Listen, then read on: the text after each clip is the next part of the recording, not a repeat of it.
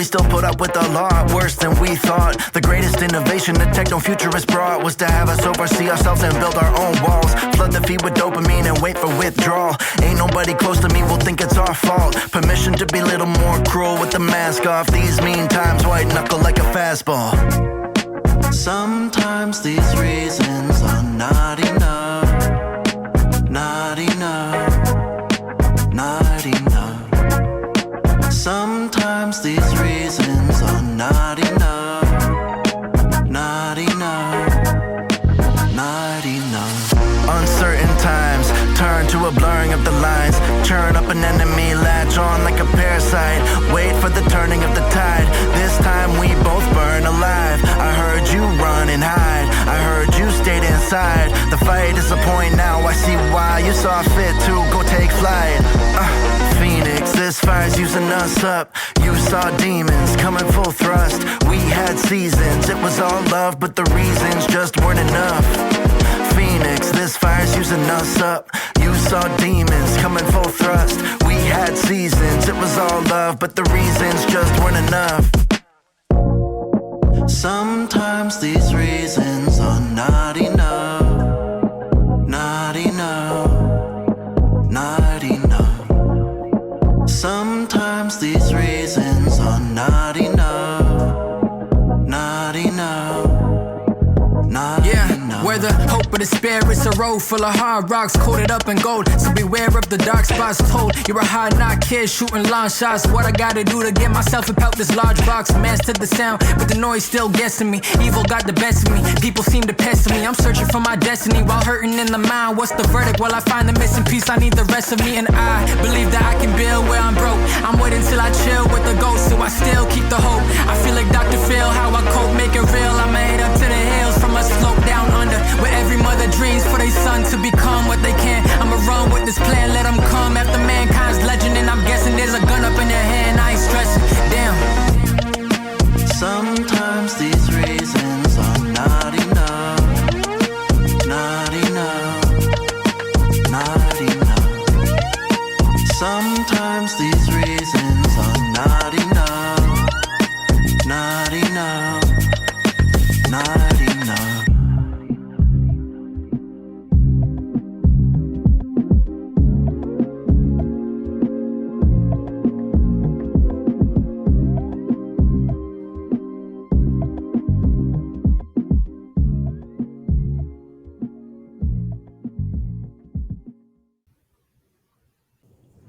All right, everybody, you just heard Sam Nabi.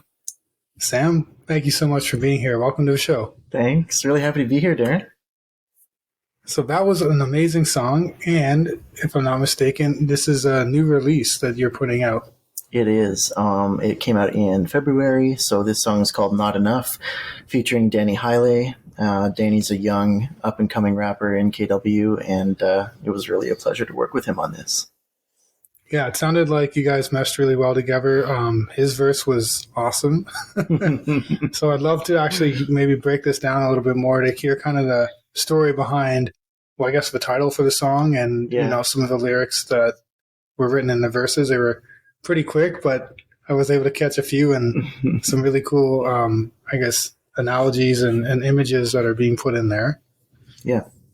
I mean, Not Enough. It's a political song. It's a song about how we cope with very, very difficult times, very polarizing times, very harmful times for us and our friends and our neighbors. And this growing sense in the last couple of years that when you feel like society has hit bottom, or when the circumstances have hit bottom for marginalized people or for groups that are being victimized here at home and around the world, unfortunately, it can get worse. And that's a really tough realization that a lot of us have had over and over.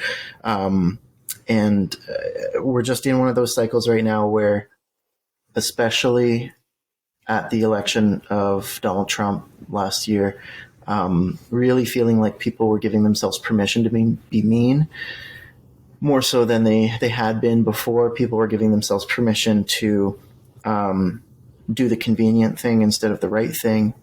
And this song kind of came out of trying to channel that, processing that, and trying to make sense of it or understand it. And,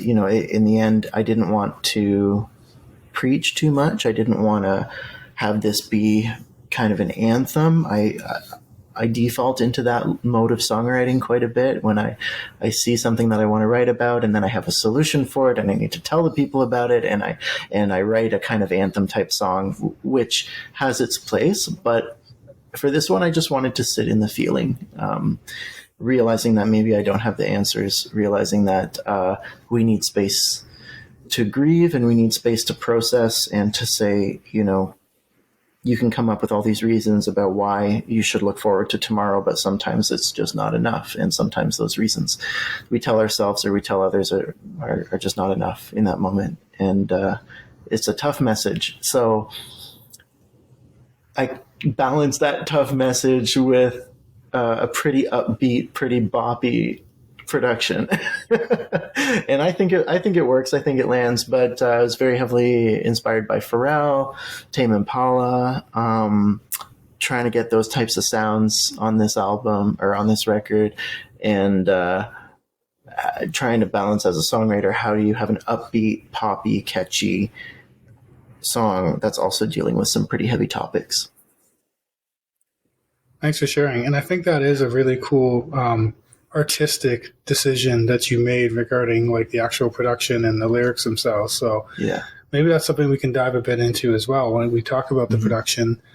I guess if we rewind a little bit, I think one of the first times I met you in person was actually at the KPL while you were recording another one of your awesome tracks, No Solidarity, with J1, another great collaboration. Yeah. And so obviously you were producing that, at least in terms of the recording and stuff. And it came out, I think that came out really well in terms of how it sounded. But this just felt like it had a bit more, polish to it.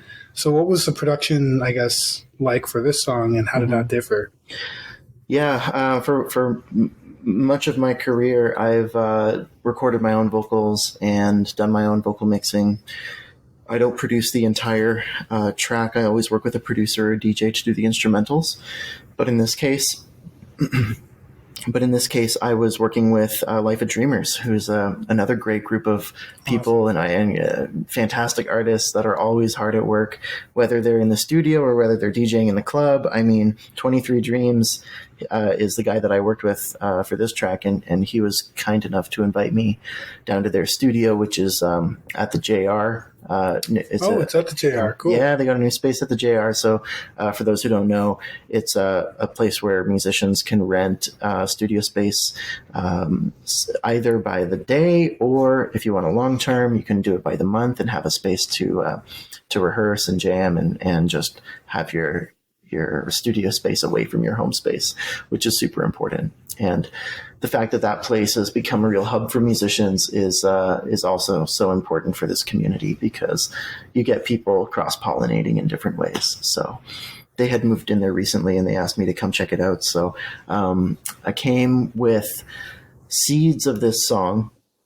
I hadn't fully written it down yet, but I knew kind of what vibe I wanted to go for, and I worked with 23 Dreams to choose the beat. We got it from a beat maker called Wonderlust, and then 23 did some chopping and filtering and rearranging of the beat to fit the song. So we worked on that in the studio for a couple sessions, and we were looking through, what is the vibe, and I definitely wanted to challenge myself with something a little more upbeat than I usually do. But then as we were going through these options, I was also writing those lyrics of the first two verses. Another thing that we ended up doing is, and this is, one of my first times working with an engineer in the studio who can take my feedback in real time. And I was like, well, I kind of want my voice to have a bit of this quality that I remember from MIA. If you know MIA's early mixtapes, yeah. I don't know. Do you want me to? Can I just play like a clip? Please. It's this like flange reverb effect that I was really trying to dig into, and And we didn't quite do it. Like we toned down the effect quite a bit in the track, but that's also something that was part of the influence. Let me just play something here. This is from her. Go on. She has this kind of vocal doubling thing. Oh yeah, there it is. Yeah.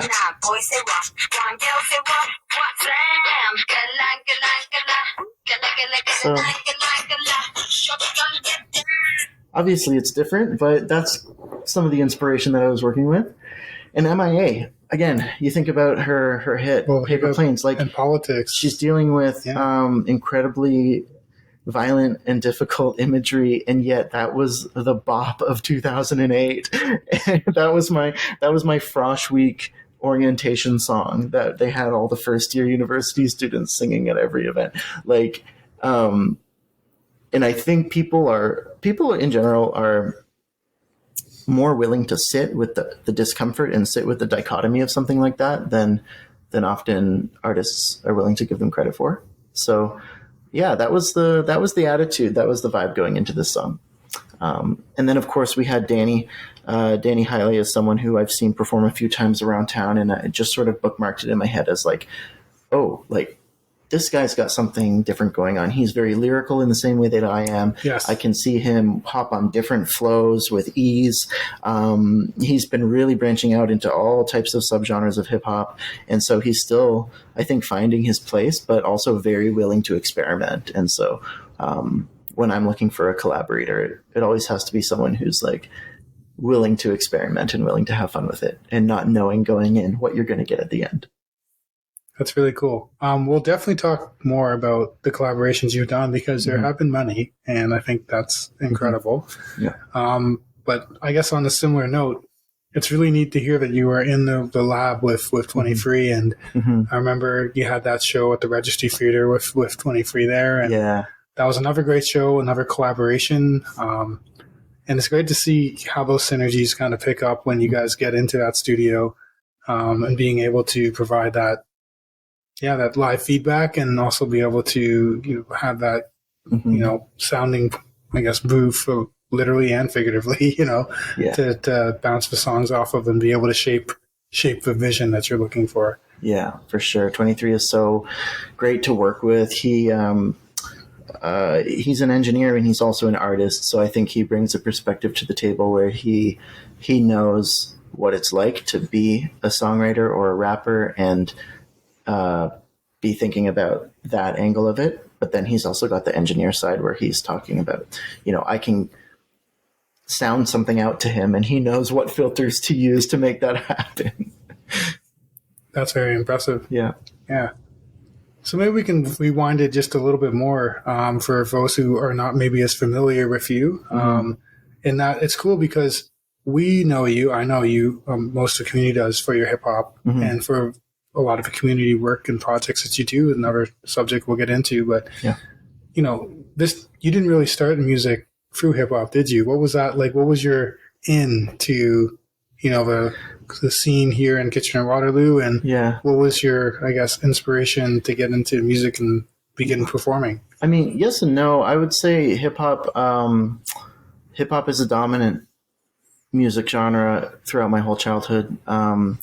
But I grew up in a suburban GTA in a community where we just picked up pieces of what we wanted to hear and ran with it. So when I was young, on the playground at elementary school even, like, it was everything from Limp Bizkit and Blink-182 to Nelly and DMX and Eminem. And I remember really latching on to Nelly as an artist that I liked, and his style of singing and rapping, I think, blends into a lot of what I'm chasing right now. Rock, pop, hip hop. One of my first big concerts that I went to see was Hanson in 1998 at Massey Hall. Yeah, sure. And like, I don't regret or disparage any of that musical knowledge that I grew up with. I take from it what I take from it, and it all kind of blends together in a mosaic. So that's been my approach. A kaleidoscope. Maybe a kaleidoscope.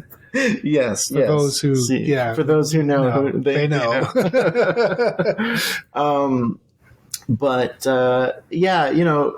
when I came to Kitchener-Waterloo, the mid 2000s were a wild time. It was a time that people thought it was really edgy and interesting to have a white guy play acoustic guitar, and like sing from the window to the wall till the sweat drops down my balls, like just on acoustic guitar. And that was hilarious. So there were these like parody, I think of bands like The Lonely Island. Totally. There were these parody elements to the cross-cultural music scene and music ecology that we've been a part of. And like, I honestly don't know what direction we were going in at that time. It's Black Eyed Peas. Like it was all these bands that I look back on and think like,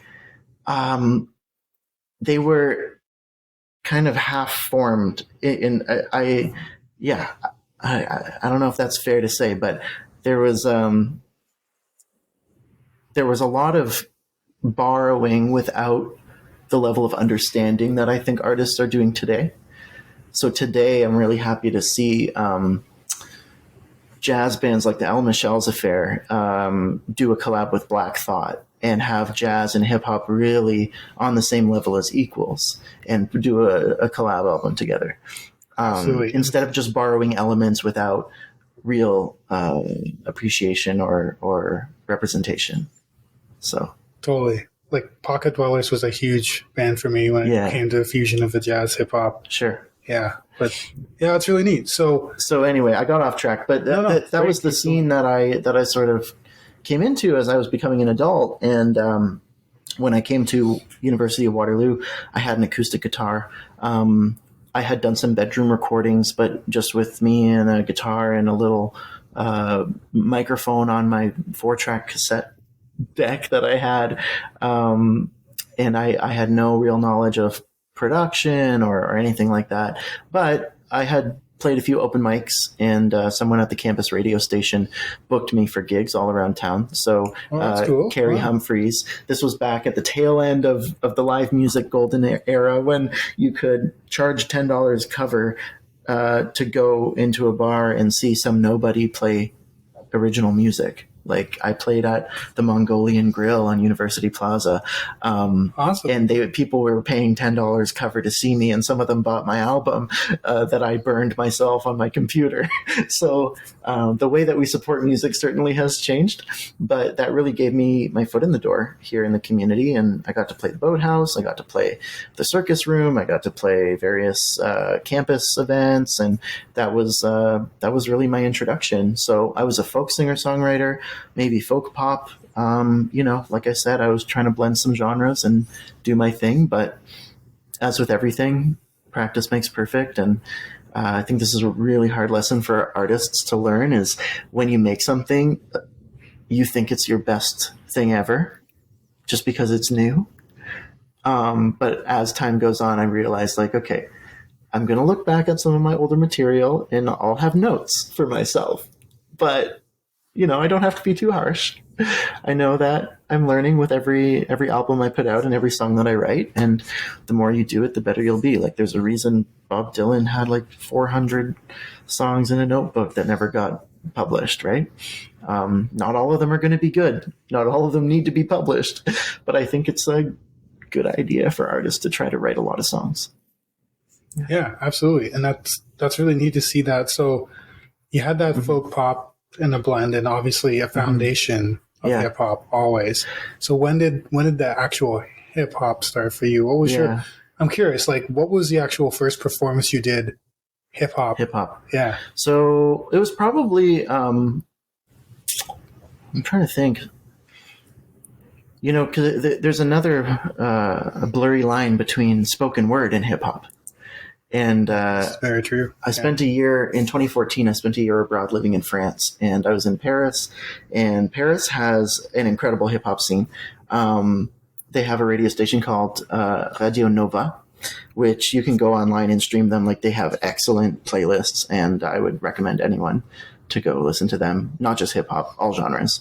But the music in France is really, really interesting to me because they pull from different cultures and different influences than North American radio does. So they'll have some American hip hop, but then they'll also have a lot more UK hip hop. They'll have French hip hop, of course. Cool. They'll have African hip hop. They'll have hip hop from other French speaking countries around the world that you wouldn't even have thought of. And it's because they're tied into this francophonie of like a global French speaking community.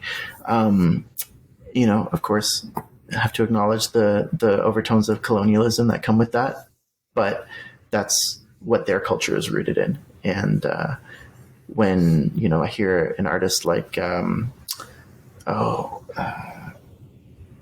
Sans Carrosse is the name of the album, Oxmo Puccino, he's like a French Malian rapper, and his voice is so distinctive, and he was one of those albums that I just put on repeat. So long story short, that was what I was listening to 24/7 while I was working over in Paris, and just with a new language and learning new flows and realizing how different hip hop can be across different cultures around the world and in different languages. I even tried to write one hip hop song in French, which cool. is deep in the vaults.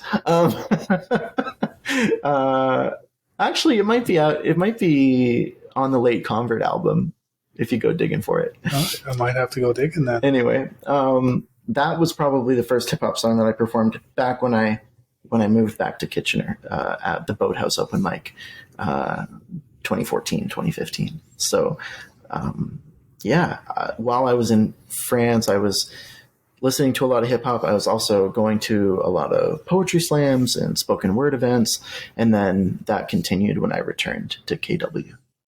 Yeah. And I'm glad you mentioned the very strong connection, blurred line between poetry, spoken word, and hip hop, because, they are foundationally, they have a lot of similar things. Yeah. And worth noting that indeed you are a poet. Yeah. I think, maybe. For me, it's always been about the lyrics. That's always what motivated me. Even like back in grade 2, grade 3, I was writing lyrics. And that part of it was the important part for me, thinking about, every kid at some point in their life, I think, has a dream of being a pop star.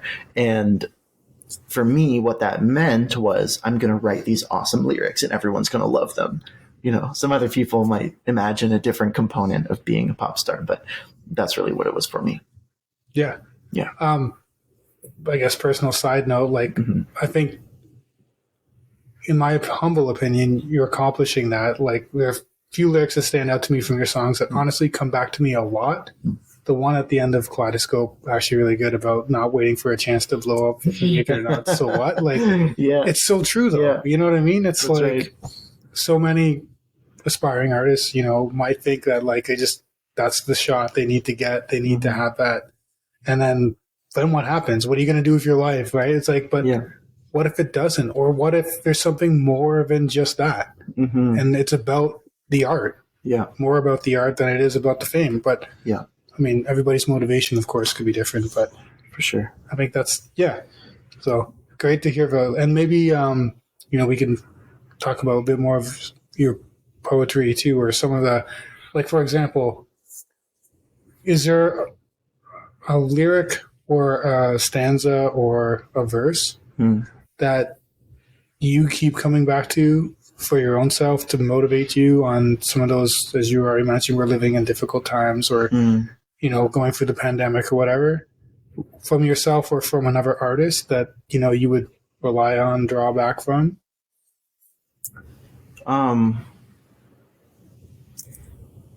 would say, maybe related to that, but not exactly. And I'll come back to answering that question. But on Not Enough, that song started with a kernel of a truth that I was feeling, which was that the world was becoming meaner and the world was becoming more difficult, and people were giving themselves permission to be cruel and mean in ways that maybe they weren't before. And so if we go back to that first verse, see if I can pull it back right now. How does it start? Resilience is our flaw. That's not how it started. I added that later. Resilience is our flaw. We still put up with a lot worse than we thought. The greatest innovation a techno-futurist brought was to have us oversee ourselves and build our own walls. Flood the feed with dopamine and wait for withdrawal. Ain't nobody close to me will think it's our fault. Permission to be a little more cruel with the mask off. These mean times white knuckle like a fastball. So that last line was really the nugget. It was these mean times, and trying to think of these times are becoming mean. And then I was also thinking about the double entendre of like, in the meantime, is this something that we can just skip over and wait till the good part? So yeah, originally the song was going to be called Mean Times. Things shifted, but that I often start with a line or a phrase that is kind of grabbing me and not letting me go until I write the song. I love that. Yeah. And actually, I love the fact that, I guess nerding out a bit on literature and stuff too, because I think that's something we both share is the use of those lyrical devices, the double entendres, and like the juxtapositions, things like that. That's the fun part. That's the fun part about rap. Actually, trying to see how many different types of wordplay and flow you can fit into a verse. Love the wordplay, and there are some. I'll come back to later, but from your lyrics, they stick out to me too because of the wordplay. And just like sometimes you hear it again, and then I hear it for the first time again, and I'm like, "Oh, that's what he meant." So that's how you know. Like for me, that's what I enjoy about music, like your music, is because of that. You can go deeper. Yeah, when you listen to it more. I don't know. There's all kinds of lyrics that stick in my head and that are just in there for some reason or another. And I don't think I intentionally reach for them as like a guiding mantra or anything. But, even thinking back to collabs and mashups of different genres that I had in my childhood growing up, like Jay-Z did a verse with Coldplay for a remix of one of their songs. I think it was Lost. And they had an extended version of the album with Jay-Z did a verse, and he's got such a good like storytelling 4 or 8 bars there. Let's see if I can recall it. He's talking about different ways we can resist, and he says, "See Martin, see Malcolm, see Biggie, see Pac, see success and its outcomes. See Caesar, see Judas."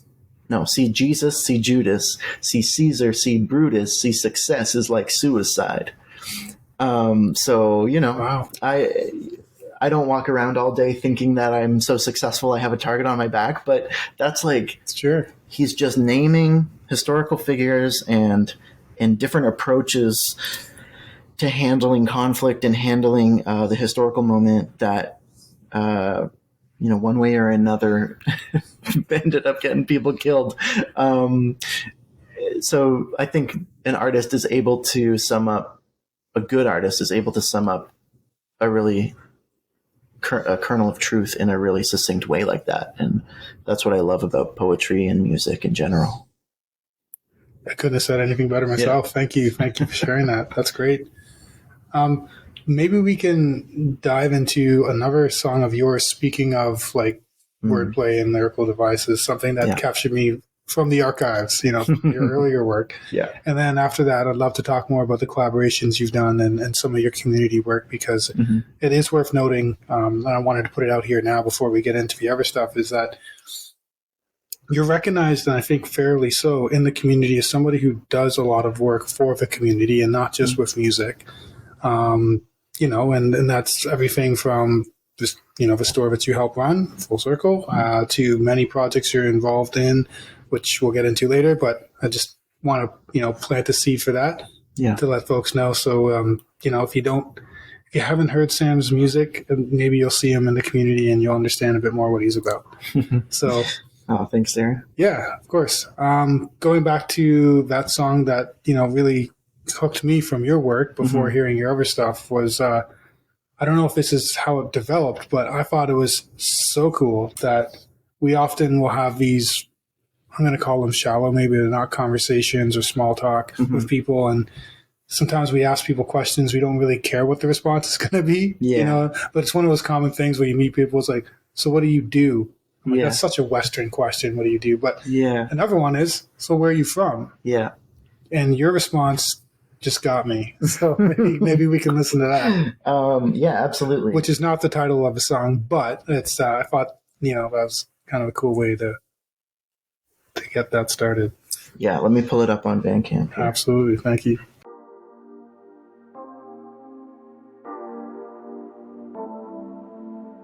What's your background? Oh, that's so interesting. What's your background? Tell me where you're from. It's awesome to see some color in this white kingdom. One thread in the tapestry, shining in the sun. I'm woven into this culture, but I feel so othered. Great Uncle John did the family genealogy, set me down upon his knee and told me about the family tree. My roots go back to Robert the Bruce, king of the Scots, so that means I'm nobility too. Well, actually, I heard some news that left me mighty confused. See, Robert conquered villages and kept the women to use. He spread his seed through the sword, and all of those youths lived fatherless. These branches gave bitter fruit.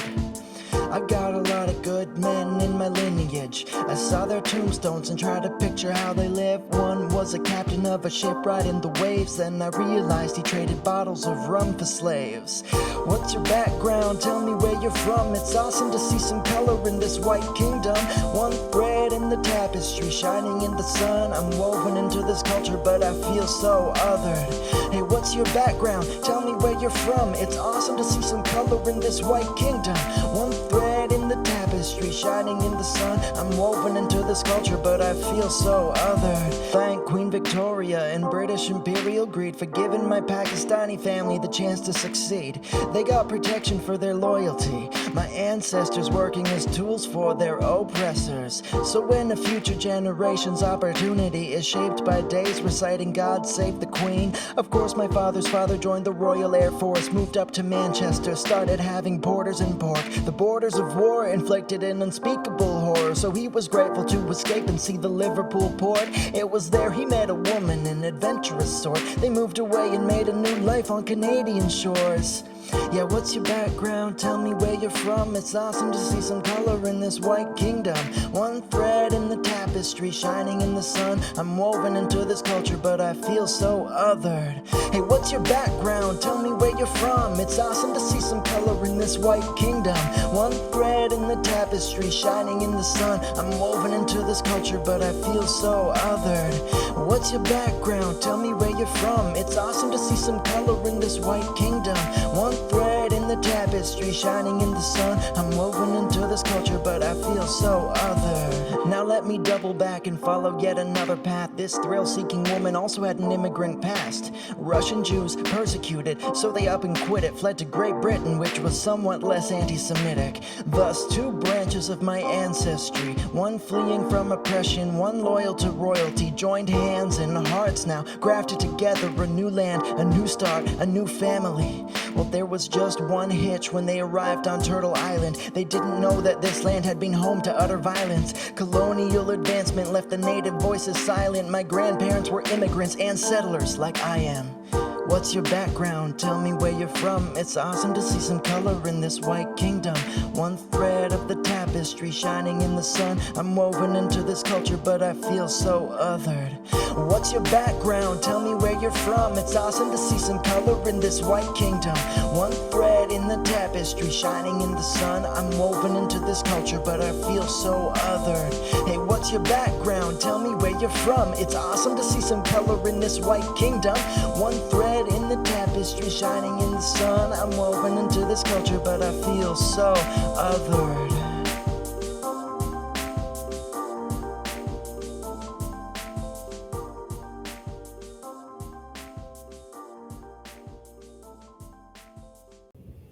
Here we have it. Yeah, that always gets me. Like, and every time, like I was saying about Kaleidoscope, or every time I listen to it, I always pick up something like kind of new about that. So that's really neat. Well, thanks for suggesting it. I don't often go back to listen to my back catalog, and like part of me is analyzing the recording and seeing and how I would have mixed it differently and how my delivery wasn't as polished as it is today. But I'm also picking up on like some of my favorite rhymes I've ever written are in that song. Oh, yeah, very my grandfather fleeing the borders of war and then going to England and casting aside his Muslim culture to eat porters and pork. That still gets me. It's great. Yeah. That song's it's a real, let's say it was slow cooking for a while inside me throughout my whole life until I was able to give words to this feeling and this experience that happens again and again.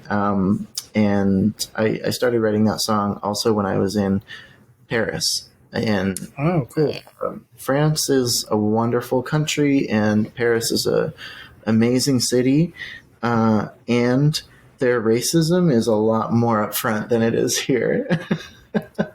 Which I imagine would be quite the. I wouldn't, maybe culture shock's not the right word, but it would be something that would impact you. Yeah, it would be stuff that because I'm ambiguously mixed race, usually gets met with interest and intrigue here in Canada, whereas in France, I could tell some people were actively hostile or distrustful, and just seeing how that reaction differed maybe started me thinking about how to address that question in a more concrete way. Right. Now, the title of a song is actually really neat too, and I'm curious, like the reason. I mean, I think maybe you answer a lot of it in the song, not just the hook on itself, but the actual reason behind it. But I just wanted to hear more from you about Tapestry and what that means. Yeah, Tapestry, I mean, it's another metaphor for the cultural mosaic in Canada, and multiculturalism is something that I grew up with being talked about. This is what Canada is, and in many ways I still believe that, and I think that we are at our best when we're not just tolerating each other. The word tolerance can be pretty basic when you think about we need to do more than just tolerate. We need to embrace and celebrate and authentically engage with other cultures, right? Absolutely. So I still believe that. It's not that I'm being met with microaggressions and low-level racism, and I'm like, forget that. The multicultural project is not working, and I'd rather fight than create this tapestry, because I would rather create this tapestry, and I think multiculturalism brings us so many more benefits than harms. So with that context, though, sometimes it's uncomfortable when people are honestly asking me about my background in bad faith. They don't really want to hear that whole story, because to answer them authentically, I would have to go through that entire story that I tell in the song and more. And some cultures have a social dynamic where that is allowed and embraced. Like if you go to somewhere like Morocco and legitimized. Absolutely. You go to somewhere like Morocco and you say, hi, how are you? That's a 15-minute conversation. You get to talk about your family. You got to talk about, have you eaten today? Are you healthy? Are your children healthy? How's your mom doing? How's your dad doing? I've never really experienced that other than visiting some of these cultures. And that's something that I think we could use maybe a bit more of. Fully agreed. Yeah, and you're right. That's a really cool experience to hear from. And I know you're right. Other cultures, it's celebrated. And honestly, if you couldn't tell me your background 10 generations back from memory, it might be a little bit of a disservice, one would think, in that culture. 10 generations is a lot.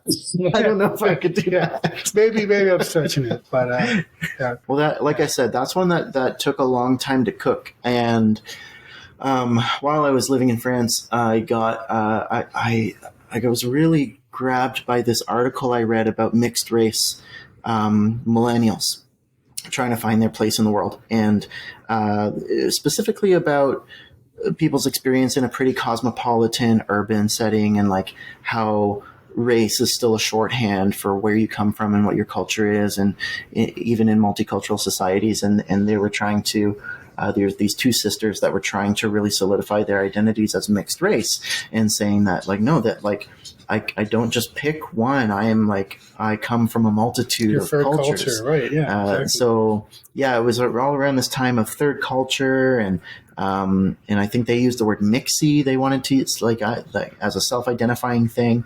I never really used that label, but it forced me to self-examine some parts of my own self and my family history that I had never really examined that deeply.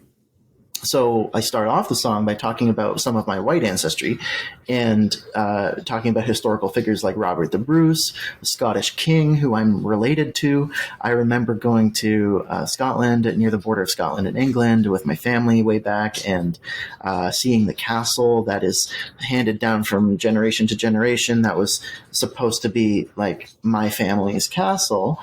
And somewhere along the line, one of our family members sold it. So it's not, but like if it was supposed to be kept in the family, That's pretty cool. I would have had, Yeah. I've had a small castle, but a castle. I mean, A castle's a castle. I think I'm the oldest male in that lineage There you go. of my generation. So, you know, if I want that life, maybe I have to go fight for it and raid the castle. But, you know, we have all these myths that we tell ourselves about our family from childhood. And another one was that I had this relative from the same side of the family who was a sea captain, and I was like, oh, this is so cool. Like, you know, these are things that I point to when I want to talk about my family in a positive light. And I met someone in France who was a librarian and a historian, and I told her, you know, we were at this art gallery. I was meeting a bunch of people for the first time, and I tried to impress her with this story about, oh, I'm related to Robert the Bruce, you know, this brave king of Scotland. And she's like, yeah, like millions of people are related to Robert the Bruce because he raped all the villages. I'm like, oh, that's aligning yourself. okay. Yeah. Yeah.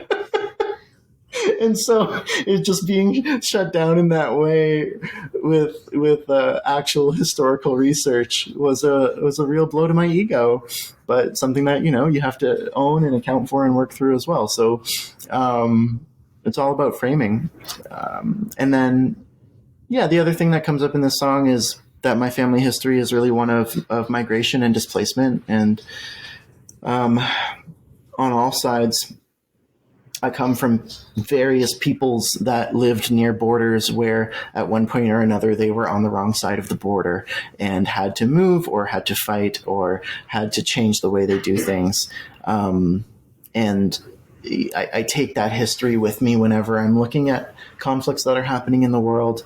You know, back in 2016 when I wrote that song, I think we were just, as a society in Canada, coming to the realization of this idea of immigrant as settler, and even the word settler being something that we say out loud in a neutral way as a recognition of the fact that we're not Indigenous, including people who recently moved here fleeing war, including people whose ancestry comes from the British Isles who've been here for hundreds of years. Like, we are at various stages of being immigrants, and we are at various relationships with our identity as a settler. And that's not, and those identities don't trump one another. It's something that we all have to hold, whether we're from the Northern Hemisphere, the Southern Hemisphere, no matter what place our ancestry comes from. So I think, like now that's sort of normal and accepted. People talk about that, but it was just becoming normal when I wrote that song. Yeah, it made me think, and that's really cool. Even back then, like you said, 10 years when you were writing this, intentionally, one of the lyrics again that really got to me in second half of the song, what you were talking about, is that, when they moved to Turtle Island, and the fact that you even call that out in your song back then. Well, that was just right around the time of the Truth and Reconciliation Report, right? 2015. Right. And like, truth and reconciliation is a heavy thing. That's a big thing for our country to go through. We have to acknowledge ugly truths about our history and our present, and the systems that made it happen are still the systems that exist today. And unfortunately, in Canada, I think we did gloss over a lot of that. Like, if you think about countries, countries that went through truth and reconciliation processes, you think of Rwanda, you think of South Africa, extracting themselves from apartheid. Even Germany with the Nazis. Yeah, exactly. And there has to be a reckoning that comes. And I feel like we kind of did it halfway as a culture. We never fully embraced, well, there's a lot of recommendations from the Truth and Reconciliation Report that are still not fulfilled. So that's something to point to. But yeah, as artists, we're truth tellers, and that's part of the tradition that I come from. And it was something that needed to be called out at the time, and not just in society, but in myself and my own family history. That's really cool. And so much of that is still relevant today, which is why I really that song really resonates with me to this day. Especially the concepts you just spoke about, being a settler, and up until very recently, I had a hard time admitting that to myself. Yeah, and it's true. And now it's we're so fortunate here in the Kitchener-Waterloo area to have Crochet Lodge and other organizations, Indigenous heritage, that invite the collaboration between settlers and Indigenous folk, and to learn from each other, and to share space, and to even share ceremony, which is extremely powerful. Yeah. So, and I think that's a good segue to talk about a bit more, about you as an artist. And I think that's what's something that I personally feel is evolving, I think, in our community. But I think you would be one of the, I don't know if I hope you are okay with me saying leaders in the space, but in terms of, being here for a while, you're very much a part of many of the community initiatives that we've seen, with many of our marginalized groups. And, firstly, I just want to thank you for that. But secondly, maybe I'd like to talk more about, how did you get involved in that, and what is your, I know you have a few projects on the go, but maybe we can talk about something that you're working on currently. Yeah, well, thank you for that. And I do volunteer and advocate and organize and try to get involved wherever I can. On the music side, I was really fortunate to host an event called the Soundcheck Experiment, and that was a collab with Roshan James and Sarah Geidlinger, two people that I've worked with on creative projects in the past. And our plan was pretty simple, but we applied for funding and got it fully funded to do our first session of this, which was pay 8 artists to be together in a venue for the entire day. Start them off in the morning with a workshop and mentorship from an established musician. And then they spend most of the day collaborating with each other and remixing each other's songs and coming up with new songs or new versions of songs. And these artists have never performed together before. And then that evening we have a concert. And we sell tickets ahead of time. Like we're saying, there are people coming to this concert, and you meet your co-performers that day.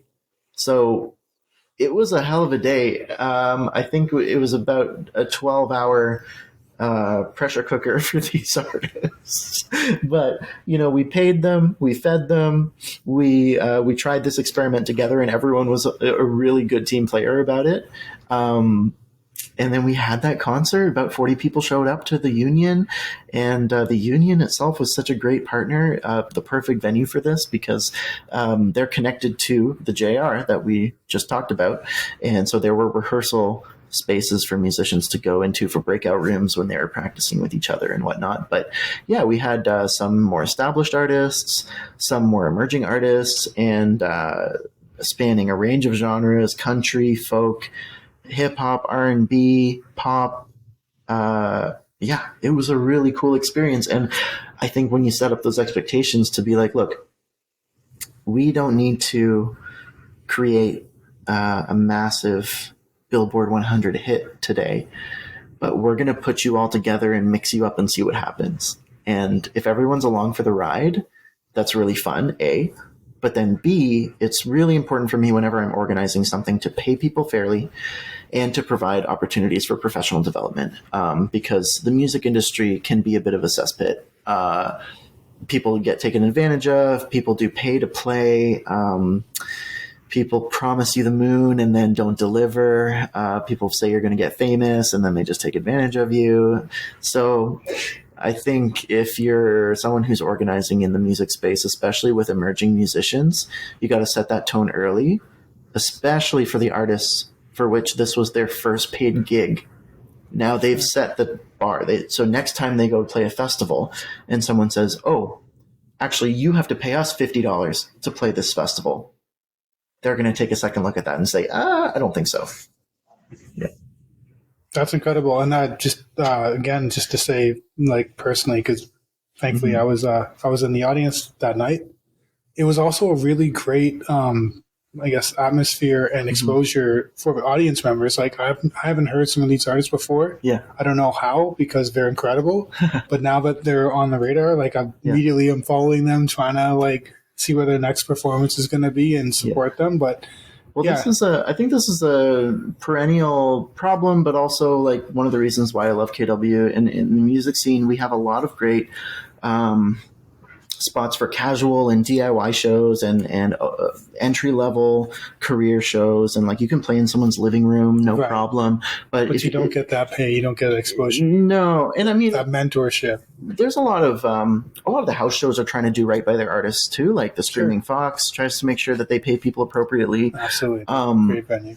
And there's different house shows that kind of rotate through as the years goes on. But what I wanted to mention is, when you're at the level where you're trying to progress in your career and you want to play a 100-person venue or 300-person venue, where are the spaces in KW? And so often people have to leave. People have to leave the city, which is hopefully something that we can resolve eventually. We got to build our local audience. It's a two-way street. I think people in KW need to want to go out to see local music and maybe take some of the money you would have spent going to see a concert in Toronto and go see a show locally instead. But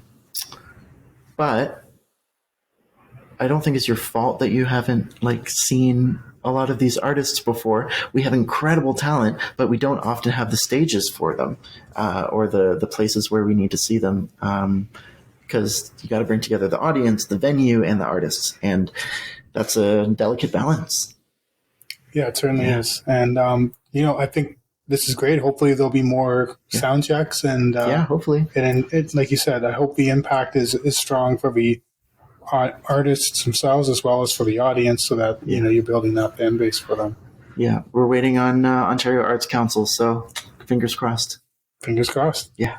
I think that's a great segue into maybe the last topic for this conversation, which again, really appreciate your time. And that is, there's a lot of collaboration that happens in this community, which is one of the really great things about Kitchener-Waterloo, and I'm really grateful for.